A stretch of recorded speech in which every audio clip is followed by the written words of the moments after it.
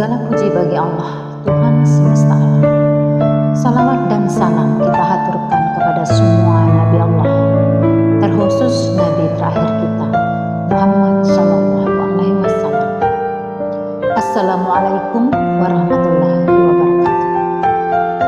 Hari ini hari ke-23 Zulqa'dah 1444 Hijriah, dan kita baca Quran Surat Al-Fatihah, Quran Surat Asy-Syu'ara, Quran Surat Az-Zukhruf, dan Quran Surat Dukhan sesuai petunjuk Rasulullah.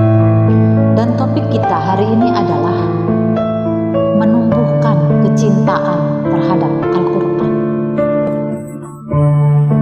Dalam Quran Surat Al-Baqarah tentang orang-orang yang beriman, bahwa mereka memiliki kecintaan yang sangat tinggi kepada Allah, dan Al-Quran adalah kalamullah, perkataan-perkataan Allah atau firman-firman Allah.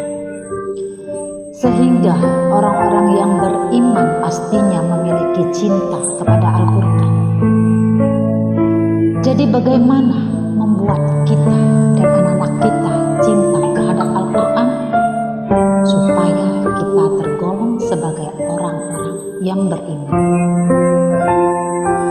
Untuk menumbuhkan cinta terhadap Al-Quran, kita harus bisa memahami apa pentingnya Al-Quran sebagai pelindung kita dalam menghadapi bahaya besar, terutama bahaya yang bisa merusak pikiran manusia, terutama anak-anak. Allah berfirman tentang jasad dalam Quran Surat Shad. Allah menempatkan jasad di singgasananya. Jasad adalah tubuh tanpa ruh. Dajjal adalah jasad tanpa ruh. Sehingga Dajjal ingin membuat seluruh umat manusia menjadi seperti dirinya, jasad tanpa ruh. Dia akan membuat kita menjadi orang yang tidak bisa berpikir lagi, sehingga pada akhirnya manusia diumpamakan sebagai domba dan hewan ternak.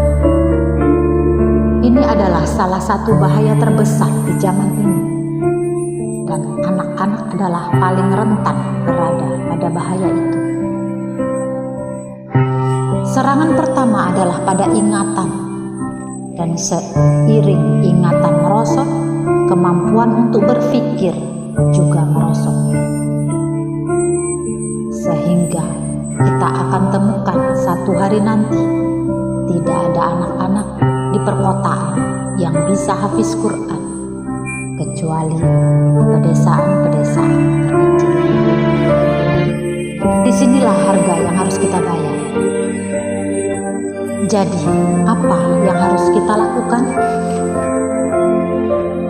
Allah berfirman tentang Al-Quran bahwa Al-Quran adalah penyembuh, dan Al-Quran juga akan memberikan nur atau cahaya bagi yang membacanya, sehingga bisa membawa kita dari kegelapan menuju cahaya. Lalu, bagaimana supaya Al-Quran bisa memberikan semua manfaat di atas kepada yang membacanya? Kita harus membaca Al-Quran seperti cara Allah membacanya. Sebagian besar orang-orang tidak tahu bahwa Allah membaca Al-Quran.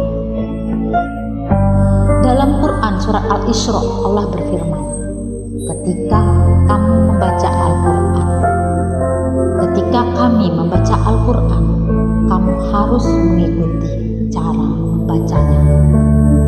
Dan Allah akan menempatkan hijab antara kamu dengan orang-orang kafir atau orang-orang yang tidak bertuhan, dunia yang tidak bertuhan, yang tidak percaya adanya akhirat. Dunia manakah itu? Peradaban barat modern saat ini tidak percaya adanya Tuhan dan tidak percaya adanya akhirat. Allah akan menempatkan hijab dan melindungi kita.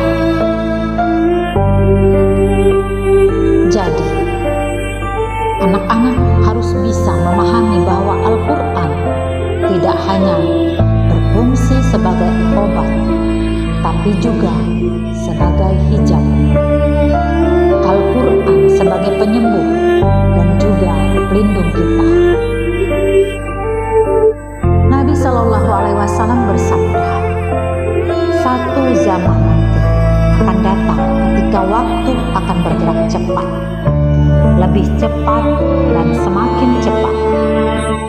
Setahun akan berlalu bagai sebulan, sebulan seperti seminggu, dan seminggu bagai sehari, dan sehari hanya seperti waktu yang kita butuhkan untuk menyalakan api.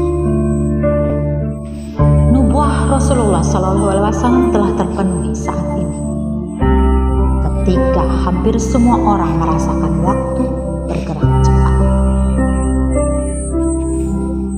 Bulan adalah sistem waktu yang diciptakan Allah untuk seluruh ciptaannya.